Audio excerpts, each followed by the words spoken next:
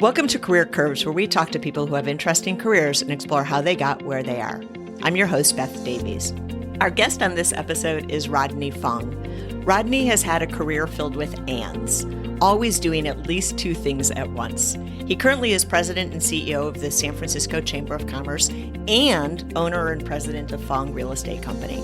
Earlier in his career, he was owner and president of the Wax Museum at Fisherman's Wharf and owner and president of Fong Real Estate and a planning commissioner on the San Francisco Planning Commission. I'm happy to have Rodney here to tell us about these ands plus more, like how he does so much and why does he do so much, what's made his journey easy and what's made it hard. So let's get started. Rodney, thank you so much for joining us. Thank you. And what would you like to know more? That was good. I like that. First of all, I'd like to know about the present. So tell me what it is that you're doing now at this stage of your career. You're catching us in the middle of COVID-19, and we're about to start to reopen some of the businesses. We've been in shelter in place, living at home in our houses and apartments for the last 3.5 months or so. And so you're catching us at a very interesting time. The San Francisco Chamber of Commerce has been around for 170 years, and so it's seen a lot of catastrophes and disasters in San Francisco, but nothing exactly like this pandemic. We are very busy trying to help and advocate for businesses and nonprofits get back on their feet, figure out how they're going to retool themselves, how they're going to reinvent themselves. For people who aren't familiar with chambers of commerce, can you give me some examples of the types of things that the chamber actually does? Sure. The Chamber of Commerce and around the world, Chamber of Commerces are very varied. They can be running big events where they're networking, sales-related events. We have breakfasts and events with over 700 people at one time. Then there's a very serious piece of the Chamber, which is advocating for legislation that can be supportive to the business community. Right now, again, back in COVID, a lot of our members are businesses, but we have to think of them right now as employers. And with such a big unemployment rate, we have to think about those companies and organizations that are providing work. So keeping that thriving and keeping that going, as we're seeing with this shutdown, how important that business sector is, how important that community piece is. The people who are working in the Chamber of Commerce, are these volunteer positions or are these paid positions? We have a staff of about 20 people, which is actually, for the amount of work that we're producing, an incredibly small, lean and mean team. I thought for sure you were going to tell me 10 times that. It should be, yeah. And there's no government funding. A lot of people have a misconception that there's government funding. It's 100%, it's a nonprofit, 100% membership based. We do have many companies, about 1,800 that are paid members of the Chamber of Commerce. And we have a lot of volunteers, the volunteer board, people who volunteer as ambassadors for our events. It's a fun place to be, and it's a fun energy. And if if part of your business requires that you get out and about, or you become engaged and sit in the things at City Hall, it's the place to be. It's a think tank. It's an open forum. What do you say to people looking to volunteer now? Beth, I think that is actually one of the top questions I'm getting from friends, family, members, associates. Rodney, it's bad out there. How can I help? And my response to them is everybody now needs help. And if it means just being a friend, if it means helping a neighbor who's elderly and getting groceries for them, if it means that you were CEO of a large company and you know a nonprofit that just could use a fresh view on how to retool themselves, how to shrink down, how to maybe give up and renegotiate an office lease. I think right now everybody has a value. I hope as a society open our arms and our hearts to everybody and our neighbors. That is what makes a cool city. That is what has made San Francisco a very cool city for me and my parents and grandparents and great-grandparents who were born here. That collaboration. And now in time of need is the most important time for us to open up and help.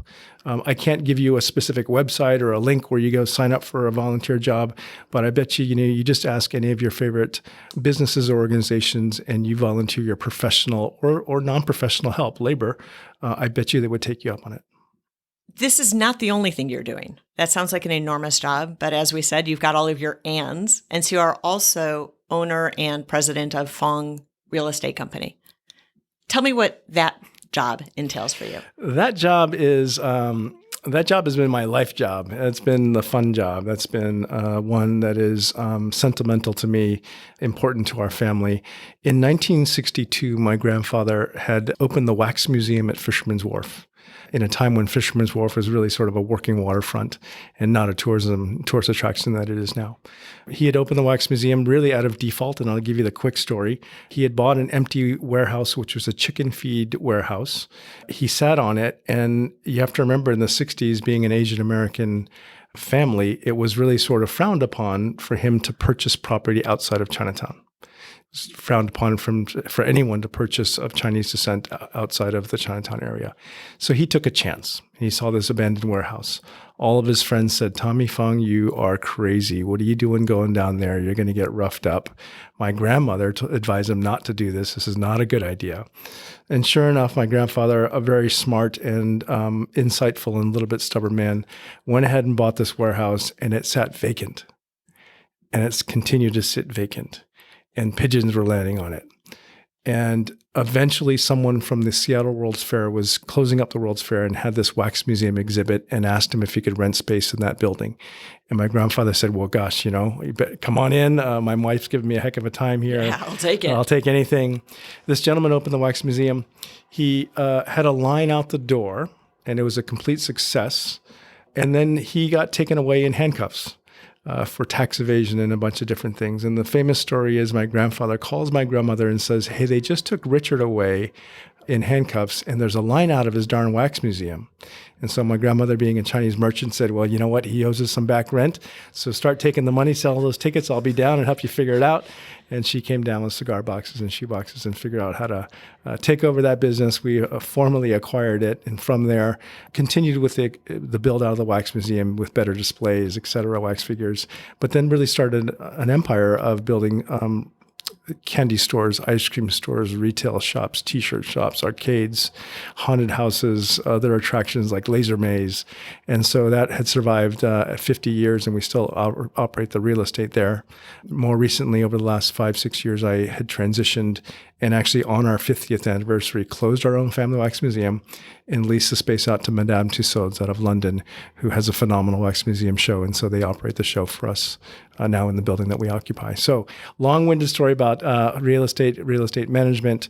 But real estate in San Francisco, a difficult but also an intriguing place to be. Can be lucrative in value, but not lucrative in cash flow. And so you hear the phrase of people being real estate rich but cash poor. That is certainly true for a lot of folks in San Francisco. If I can transition just for a little bit and talk about real estate ownership in San Francisco and how it is in certain cities like New York, where there are many families just like us who are small businesses, not big empires. And so we talk about now in COVID-19 world where tenants are having a difficult time. Landlords are having a difficult time. And that conflict and that rub, hey, we're all in this together right now, and there's no reprieve for the tenant. There's no reprieve necessarily for the landlord. And so some of the proposed legislation that the chamber is working on, and this is how it all ties together, it may be being a little heavy-handed to landlords and allowing tenants for them to forgive their leases and dropping personal guarantees is going to be really impactful for a lot of small owners in San Francisco who are not big conglomerate, not big REITs, but just small family businesses. Yep. Just like you said, you may be property rich, but cash poor. And so then if the rent is not there and the leases are broken, it has real economic impact. That's right. Tell me about your childhood and being in a family like this that was so entrepreneurial. Yeah. Well, I haven't met anyone else who's grown up inside a wax museum. I haven't met anyone else who's carried Brigitte Bardot's body down the sidewalk of Jefferson Street half closed and not really understanding what that was all about. Thinking that was normal, yeah. Or Elvis Presley's head only going down Jefferson Street. So it was a very unique and fun experience growing up in an entrepreneurial environment. We were opening and closing businesses every summer in a different business. And so imagination and creativity was sort of the norm at the kitchen table, thinking about and wondering and using travel with my grandparents and my parents to understand cool things that were happening in Europe or Asia and sort of trying to, as best we could, bring them back to San Francisco. What is interesting is that I always felt and loved and was compelled to continue on that work for and with my grandfather and my father, and had no reservations about working at the wharf since I was 8 and staying until I was 48. There was never really sort of expectation for anyone in the family to do that. I happened to enjoy doing that. And I think they gave me the creativity and the latitude to explore other things. And did you explore other things? Right after high school, I went to City College, San Francisco City College, and enrolled in the hotel and restaurant management program. At the time, I very much and still am intrigued by food and intrigued more so by the service of serving food and entertaining people than the food itself. But I thought I wanted to be in the restaurant business. And then I started lifting those very, very heavy pots and those very heavy pans, and those heavy, huge bags of flour, and realized that there was a whole lot of heavy work there and you weren't going to get too much promotion. And the money, even in the 80s, was not huge unless you maybe opened your own restaurant someday or you had some sort of control of the finances of the restaurant business. And so I sort of retreated from that dream and then went back to full-time with my grandfather and my dad, and really took the path that, hey, you know what, if I stay with the family business, maybe there's someday I'll be involved in the food industry. Maybe there's someday I can help create that, help serve people. And lo and behold, through all the other things I've been doing, whether it's the Port Commission or Planning Commission, or even now the Chamber of Commerce, and working very closely with the Golden Gate Restaurant Association, and literally today working on the Shared Streets program and bringing outdoor dining into the streets of San Francisco. Hey, I'm being satiated by that through a different venue. And so, one path, one dream may not be the end result of that path, may not be what you thought, but if you stay on that same path of creativity and get there, somehow, some way, something will take you there. Some other wind will shift and pick you up and take you there.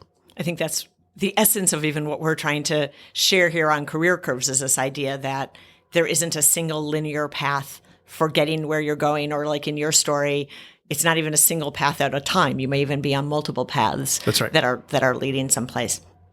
So you mentioned already that your parents and your family weren't putting pressure on you to join the family business.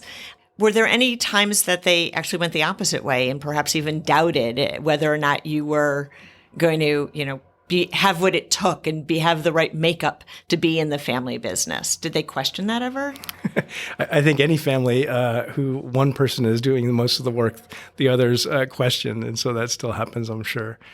I had a difficult time in high school. And maybe one of the reasons that I have so many ands is that I actually function better doing more than one thing at one time. Multitasking might be the common phrase. ADD might be the other common phrase. And so sitting in a classroom, sit still was a difficult thing for me. Very much felt a hands-on need and benefited by watching someone do something and trying to repeat that rather than read books and books and books about it. It's a learning difference. It's a learning style. I think that we all nowadays have a much more attuned to how you take in information. So I think, becoming attuned to that very early on and realizing that the way I learned was the way I do helped me get through. And I think my parents and family understood that. Tell me about the career journey, even within your family business. So what kind of jobs did you have? Because I know if I look, say, at your LinkedIn profile, it's going to say, president and CEO, but you didn't start there. No. So tell me about that kind of journey and how you built a career within a family business and just navigated those experiences. Yeah.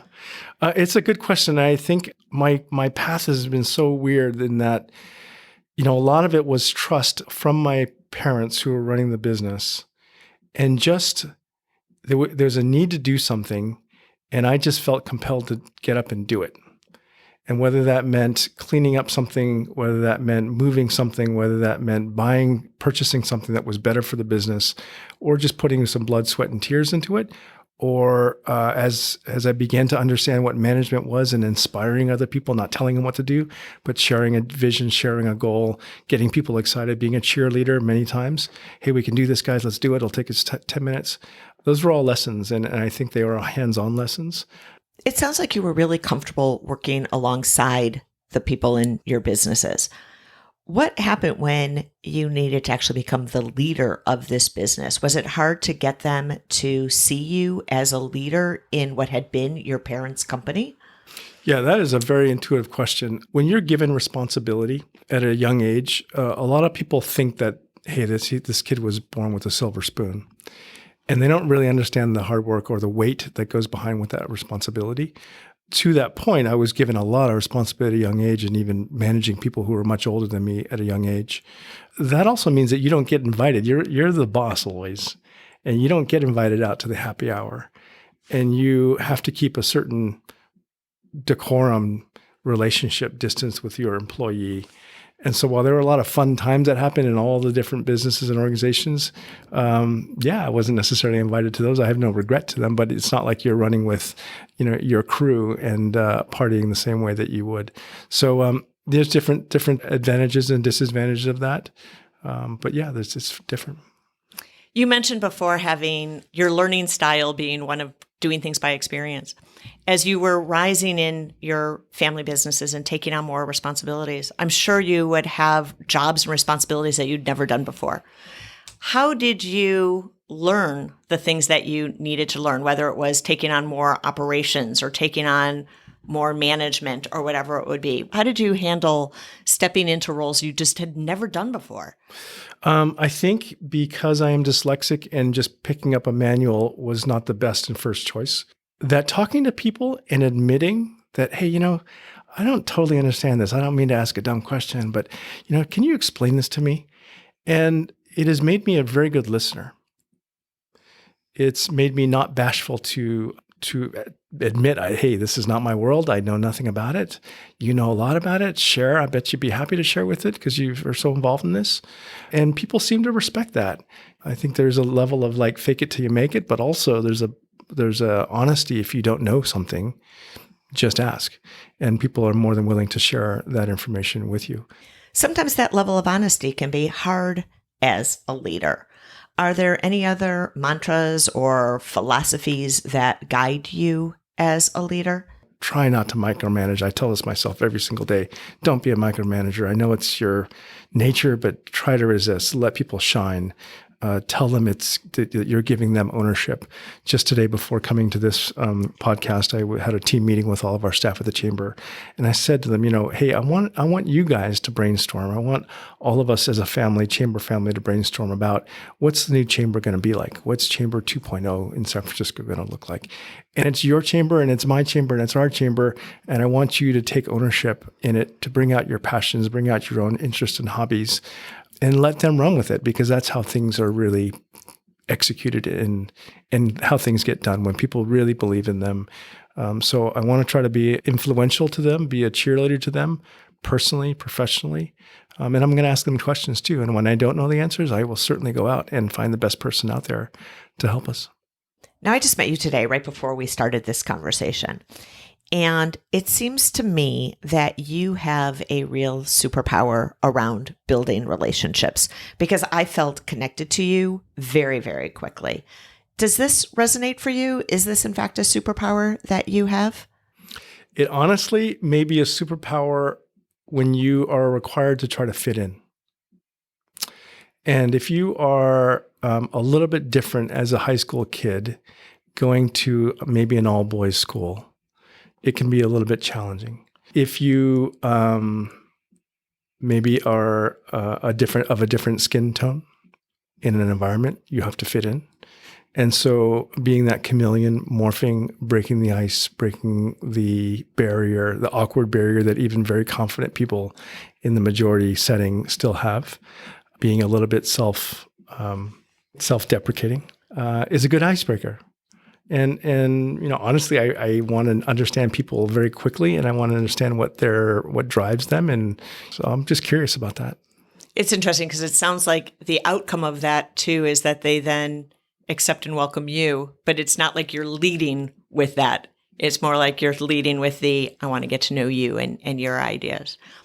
As you were working in the family businesses, you did decide to get involved in work in the public sector and pick up some of these ants. Tell me about that. Why did you decide to get involved in more, and how did you make that happen? It really is one thing, and that is a love for San Francisco. And it's a love for the geographic environment of San Francisco, the natural environment, but also the built environment. It is a love for the people that have been here, the people that are going to come here. It is a love for that creativity of San Francisco. And what I think is maybe a little bit interesting and different is my great-grandmother was born here in 1849. And so our families have continued and still do live in San Francisco. Many of the people who come to San Francisco come with this great passion, fire, creativity, anger to change the world. And in a weird way, we've just grown up with that. And so it is us. That's right. It's nothing we aspire to be. It's just us. Continuing that in a very difficult time in the modern world, in the modern San Francisco. We are evolving right now as we're speaking, even to something we don't know exactly what that is. San Francisco will never always be exactly the way it was, and that's part of the beauty of it. And so I want to be very clear that while I'm a historian and a lover of San Francisco, it's not that I want to turn the clock back to 1982. It's not that I want to turn the clock back to 1981. 2021, 22, 23 are going to be very different, and they're going to be unique.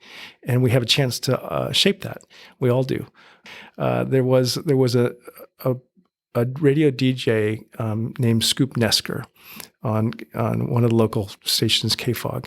And he always ended his newscasts with, if you don't like the news, go out and make some of your own. And that always stuck in my head. And I tell my friends who are complaining about something, well, you know what? Hey, that's cool that you don't like it. But, there's plenty of places to volunteer. They could, again, use your professional expertise, your fire, your passion, show up to a public meeting, show up to public comment. You don't have to get paid for everything. You can get incredible enjoyment, maybe even more by doing things for free because it's your passion rather than feeling like it's a transaction or an exchange for $1 or for a stock share or whatever. Now, I would bet when you suggest this to most people that they say, I don't have time. And you, on the other hand, have figured out a way to have the time. How have you done that? We always have time. That's about as bad an excuse as I don't have time to work out. We always have time. You have more energy and mental capacity than we all think we do. And if it's something you love, you'll find the time. And are you, by any chance, raising children and things at the same time that you're doing? We can add that on as well. Yeah, to have 2 kids in their 20s who are in school, and Darlene and I live in San Francisco and have been blessed with a great family. And yet you've still found the time for the volunteering and the getting involved. Yeah. Yeah. So you have had a career that, looking from the outside, again, as somebody who's just met you, I would look at and say, here is, without a doubt, a highly successful individual, both in the public sphere and in the private enterprise side as well. You mentioned a bit lightly earlier that you struggled in high school.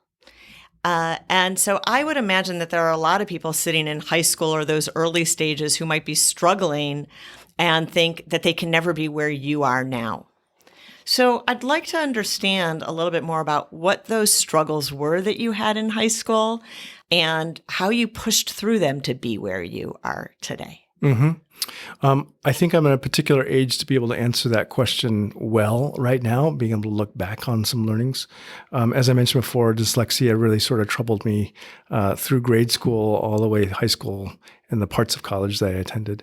In the 70s, 80s, probably talking about dyslexia from a parent to a child was not something that most parents at the time wanted to admit or even be frank about the diagnosis. So you and your parents weren't having an open conversation. We were not having an open conversation. However, every day after school, I went to some sort of learning center or some sort of motor skill testing center, thinking that maybe it was a biomechanical related trouble, that I was having difficulty sitting still in school. This is probably before the ADD diagnosis and all the other things that are out there now. But, those things are all formative. And, when you have difficulty reading in a classroom and other kids are making fun of you because you're standing up at the chalkboard and you can't read, and they're snickering and then they're giving you a hard time at recess, that can hurt terribly. And so I just persevered through that. Now, at 54 years old, I just, part of my reason for taking this job, one of the small reasons, is to face my fears.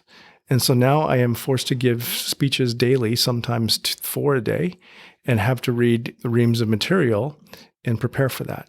And so reading in public is a huge fear of mine. But that also means I have to put the time into it. And so doing homework and rehearsing 4 days before, then 3 days before, then 2 days before, an hour before, syncing it down to the 3 main topics, visualizing it, not word for word, because to me, my eyeballs, it just looks like a big thing of mashed potatoes. So almost, if you see my notes, they look like emoji storyboards where I, draw a picture of the Golden Gate Bridge because I'm talking about the Golden Gate Bridge, and I'm talking about dollar signs because I'm talking about something economic related. And so that kind of storytelling has to be recalibrated in my mind. So to your question, though, facing fears and facing is probably one of the best lessons that I can encourage anybody, young or old, to do. It's not so bad, and people won't laugh at you more than they did in 6th grade. And you know what? You have the power right now and the confidence to tell them to shut the heck up.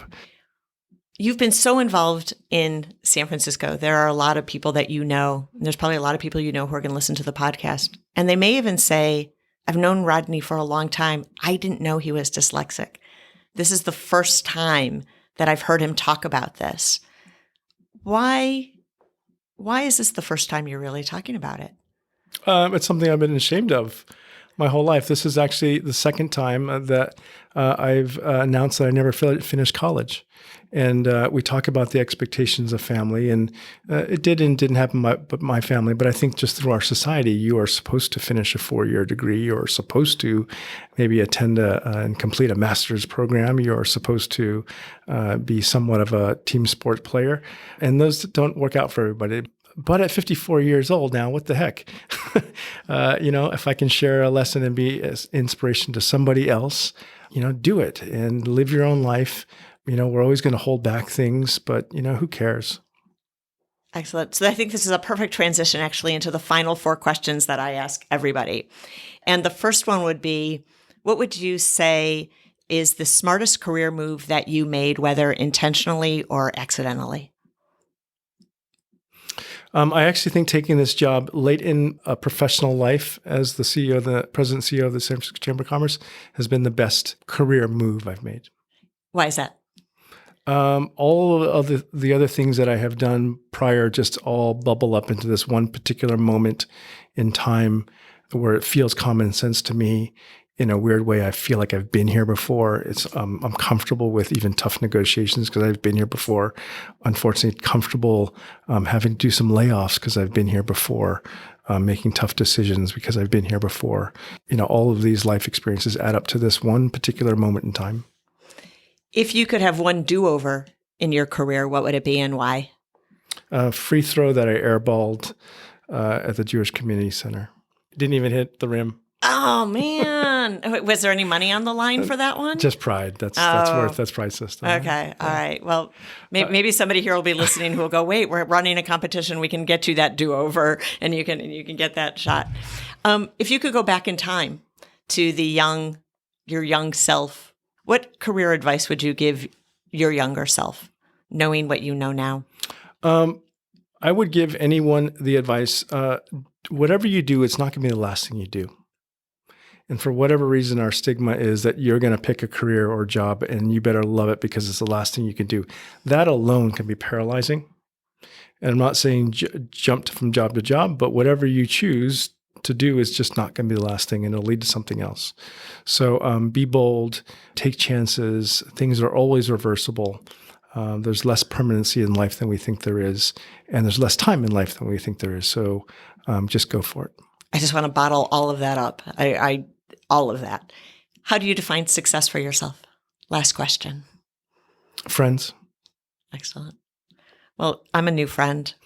There's so much that you've shared that has been just running through my head as we've been talking. And so a couple of things I just want to share with you. One is that when I was about 12 years old, I was at Fisherman's Wharf and went to the Wax Museum, and that was my first visit to San Francisco. And so thank you for making the city a part of my childhood memory and giving me that chance to experience this kind of magical, crazy place that is and was San Francisco. So I was in line. I was one of those people. Another thing, too, is you said at one point that as wonderful as San Francisco is, and as much as you love history, you're not looking to take it back where it was. And I just have to point out that you mentioned that the table conversations you had in your family were always about looking at what was going on in the world and saying, how do we bring that to create new magic in San Francisco? And I think that's still what you're doing, that same thing of saying, yes, I honor the history, but we're still living in today. And how do I take all of my experiences, my wisdom, what's happening in the world, bring that to San Francisco, bring that to the community and make it the best place it can be for all of us? And so I just think it's kind of magical to see that family conversation being even represented today. Yeah. Thanks for noticing that. I hadn't thought about it that way, but for whatever reason, if you'd asked me what piece in time I would go back in time in San Francisco, it would be the 1915 International World's Fair Exposition. You weren't here then. I wasn't here, but it was a sampling of the whole world and the best of the world right after the 1906 earthquake. And it was put on to prove that San Francisco was back and the phoenix had risen out of the fire. This is exactly the time we're in now. And this is also one of the things that I love about San Francisco. We all do is the cultural differences, whether it's food, people, style, religion, practices, celebrations, festivals, fairs, that is all the melting pot here in San Francisco. So yeah, let's keep it going. Excellent. Well, thank you so much for joining me today. I've loved our conversation and it's been wonderful getting to meet you. Thank you very much. If you enjoyed this episode, we hope you'll subscribe, listen to our past episodes, and tell your friends. We also invite you to visit our website, careercurves.com, to join the conversation and take advantage of the resources we've posted to help you in your career. Finally, be sure to like us on Apple Podcasts or wherever you get your podcasts. Thank you for listening.